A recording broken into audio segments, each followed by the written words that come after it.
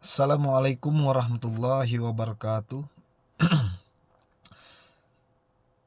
Baik, pada kali ini materi kita akan membahas tentang ragam bahasa Indonesia, di mana materi yang sebelumnya kita telah membahas tentang sejarah, kedudukan dan fungsi bahasa Indonesia, dan materi keduanya adalah ragam bahasa Indonesia, di mana tujuannya eh, mahasiswa mampu menganalisis dan mengidentifikasi ragam bahasa Indonesia.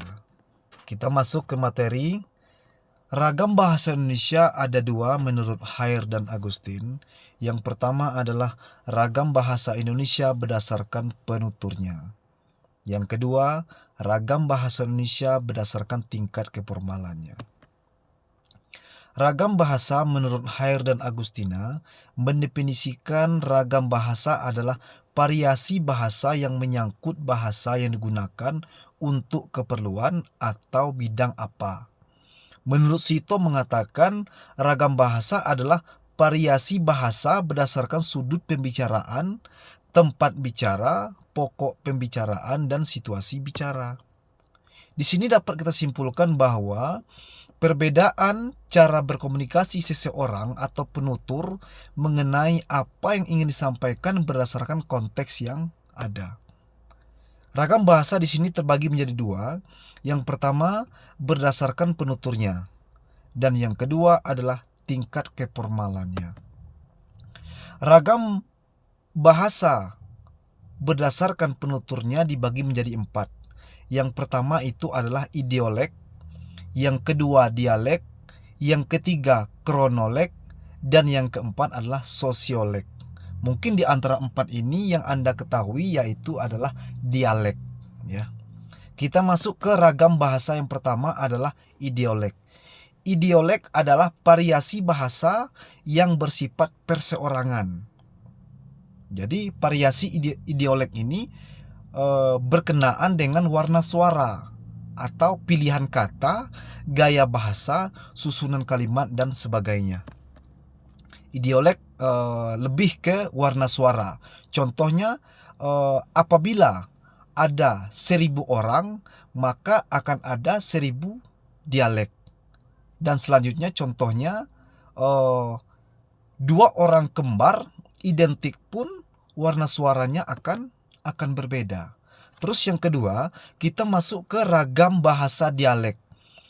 Ragam bahasa dialek, variasi bahasa sekelompok penutur yang jumlahnya relatif, yang berbeda pada satu tempat, wilayah atau area tertentu. Apalagi di Indonesia sangat banyak berbagai macam bahasa, ya, berbagai macam bahasa dari kepulauan-kepulauan, dan masing-masing daerah tersebut menggunakan bahasa-bahasa yang dialeknya berbeda.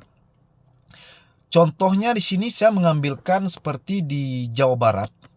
Di Jawa Barat itu rumpun bahasanya adalah menggunakan bahasa Sunda, ya. Namun dialeknya berbeda.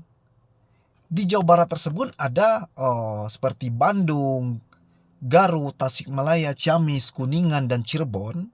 Dan di sini dialek Bandung sangat berbeda dengan dialek Garut, ya. Begitupun sebaliknya, dialek Tasikmalaya dengan dialeknya Ciamis itu sangat berbeda, ya. Begitupun Ciamis, antara dialek Ciamis dengan Kuningan, dialeknya Kuningan dengan Cirebon itu sangat berbeda lagi, ya. Banyak seperti Jawa Tengah, rumpun bahasanya mereka menggunakan adalah bahasa Jawa, namun dialeknya berbeda. Dialeknya Brebes dengan dialeknya Tegal itu beda, ya. Begitupun sebaliknya dialek Pemalang dan Kebumen itu sangat beda. Dialek Semarang dan Jogja sangat beda, namun rumpun bahasanya adalah bahasa Indonesia. Jawa Timur juga seperti itu. Masih rumpunnya rumpun bahasa Jawa, namun dialeknya Tuban dengan dialeknya Banyuwangi sangat beda. Dan dialek Malang juga beda, Situbondo dan Surabaya itu sangat beda. Terus yang selanjutnya adalah ragam bahasa kronolog. Kronoleg adalah ragam bahasa yang didasarkan pada perbedaan urutan waktu. Ya, contohnya ada dua. Yang pertama ragam bahasa Indonesia pada tahun 1945 sampai dengan ragam bahasa sampai dengan 1950. Ragam bahasa Indonesia dengan ragam bahasa Indonesia pada tahun 1970 sampai dengan 1980. Itu sangat berbeda berdasarkan urutan waktunya sampailah pada saat ini. Ragam bahasa Indonesia sebelum merdeka dan ragam bahasa Indonesia setelah merdeka. Yang selanjutnya adalah ragam sosioleg. Ragam sosioleg adalah status, golongan, kelas sosial dari penuturnya. Seperti usia, ya, terus pendidikan, pekerjaan, tingkat kebangsawan, keadaan sosial dan ekonomi. Di sini sangat berbeda. Contohnya usia. Usia itu antara orang dewasa dengan remaja itu tentu sangat berbeda cara bahasanya. Terus cara bahasa orang berpendidikan tentu juga sangat beda, ya. Dengan bahasa orang yang bekerja, berbagai macam pekerjaan itu juga sangat berbeda. Contohnya orang yang bekerjanya buruh, ya, seperti bekerja sebagai pedagang kaki lima itu sangat berbeda bahasanya. Termasuk juga sopir angkutan umum, mereka bahasanya dialeknya sosiolegnya sangat beda. Begitu pula sebagai guru dan sebagai karyawan swasta itu sosiolegnya sangat beda. Terus yang kedua kita masuk ragam bahasa tingkat keformalannya.